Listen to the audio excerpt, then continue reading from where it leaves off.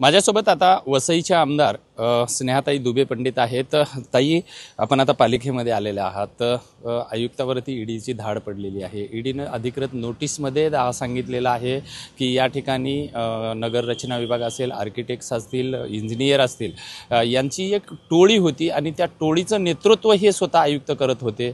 या सगळ्या म्हणजे ही किती गंभीर बाब आहे। वसई विरार महापालिकेचा 5 वर्षाचा प्रशासकीय कार्यकाळ होता, याकडे आपण कसं बघाल एक लोकप्रतिनिधी? ही अत्यंत गंभीर बाब आहे आणि जरी आता ही एक आयुक्तांवरती धाड पडली, त्याआधी महानगरपालिकेचे नगर विकास रचना विभागाचे उपसंचालक YS रेड्डी यांच्यावर सुद्धा धाड पडली आहे। त्यांच्यावर आता गुन्हे दाखल झालेले आहेत। तर ही जी बाब समोर येते की ही एक टोळी आहे, हे खरं सत्य आहे आणि ह्या टोळीचं नेतृत्व हे आयुक्त आणि स्वतः YS रेड्डी हे करत होते। कारण की YS रेड्डी यांचा जर कार्यकाळ आपण पाहिला तर ज्या वेळेला पालिकेची रचना झाली महानगरपालिकेची 2009ला, 2009 पासून 2025 पर्यंत एक व्यक्ती एकाच पदावरती टिकून आहे, उपसंचालकाच्या पदावरती। तर इथेच कुठेतरी डाळ शिजत होती। त्यामुळे माझं असं म्हणणं आहे की ह्या ईडीच्या धाडी अधिकाऱ्यांवर पडलेल्या असतील तरी सुद्धा त्यामागे महानगरपालिकेतले अधिकारी तर सामील आहेतच, त्यासोबत महानगरपालिका स्थापन झाल्यापासून जे लोकप्रतिनिधी होते त्यांची सुद्धा चौकशी होणं गरजेचं आहे। कारण त्यांच्या हस्तक्षेपाशिवाय, त्यांच्या हातमिळवणीशिवाय वसईतल्या जनतेची लूट फक्त अधिकारी करू शकत नाहीत आणि ही जी वसईतल्या जनतेची लूट होते आहे, इतके वर्ष होते, त्याला हे सगळेजण कारणीभूत आहेत।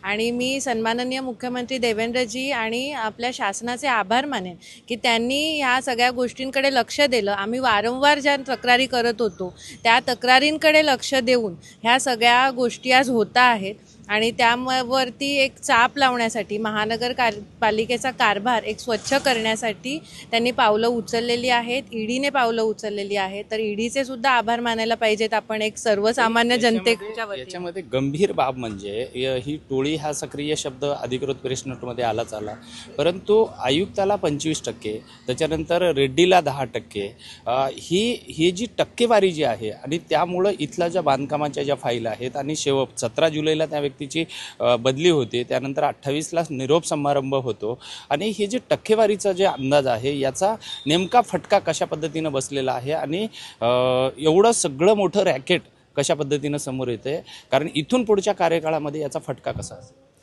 आपल्याला आता हेच समोर आलं आहे की 25% आयुक्तांना आणि 10% रेड्डीला, म्हणजे 100 रुपयातले 25 रुपये त्यांना आणि 10 रुपये रेड्डींना, बाकीचे 75 रुपयाचं काय ते सुद्धा शोधणं गरजेचं आहे।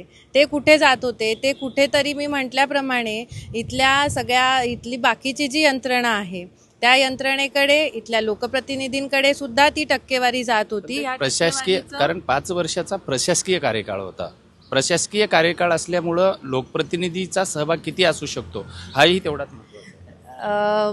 गायकवाड साहेब, प्रशासकीय कार्यकाळ जरी असला तरी त्याआधी इतके वर्ष, 10 वर्ष जवळपास ही एकाच पक्षाची सत्ता होती। आजही जर तुम्ही बघितलं तर आजही OC घेण्यासाठी कुठच्या तरी कॉलेजमध्ये जावं लागतं। एक व्यक्ती तिथे बसलेला असतो, त्याची जर सही झाली, त्यांनी ओके केलं तर आपल्याला OC मिळते। पाण्याची कनेक्शन्स घ्यायचे असतील तर कॉलेजमध्ये जावं लागतं।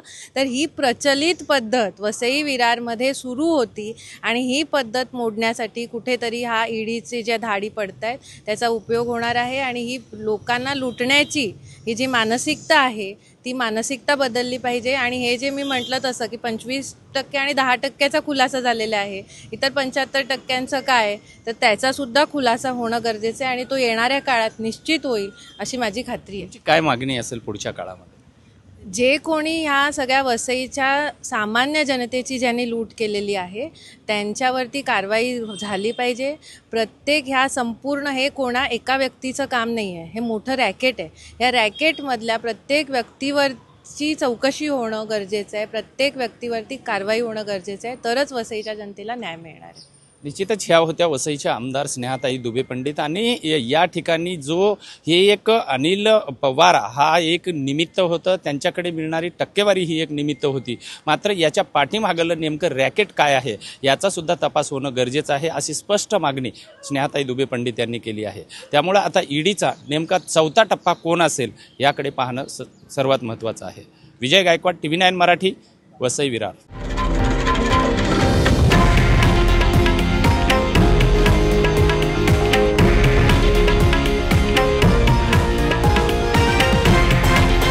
हे आहे देशातील नंबर 1 न्यूज नेटवर्क आणि आपण पाहत आहात TV9 मराठी, एकमेव.